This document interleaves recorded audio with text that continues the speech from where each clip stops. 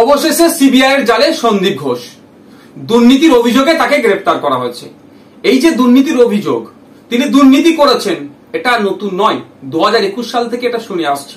2023 সালে আরজি করের একজন শীর্ষস্থানীয় অধিকর্তাও বিভিন্ন দপ্তরে সন্দীপ ঘোষের এই দুর্নীতির অভিযোগ দায়ের করেছিলেন।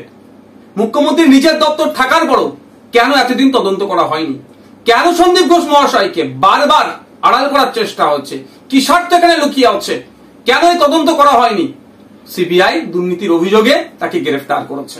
আমরা চাইবো সিবিআই এর কাছে শুধুমাত্র সন্দীপ ঘোষ নয়, এই আরজি কর কাণ্ডে যে দুর্নীতির সাথে যারা যুক্ত, যে সমস্ত রাঘব বোয়ালরা যাদের সাথে পরামর্শ আলোচনা করে এই ধরনের দুর্নীতি করেছে, প্রাতিষ্ঠানিক দুর্নীতি যারা করেছে, তাদের প্রত্যেককে এর মধ্যে যুক্ত করা এবং প্রত্যেককে গ্রেফতার করে কোর্টের কাছে তাদেরকে হাজির করুক, আশা করব।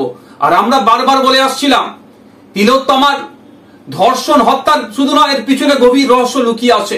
আমার তিলোত্তমা দিদি নিশ্চিতভাবে এই দুর্নীতিগ্রস্ত নেতাদের, দুর্নীতিগ্রস্ত মানুষদের কিছু রহস্য রাজ জানতে পেরে গিয়েছিল, সেই জন্যই তাকে ধর্ষণ করে নৃশংসভাবে হত্যা করা হয়েছে।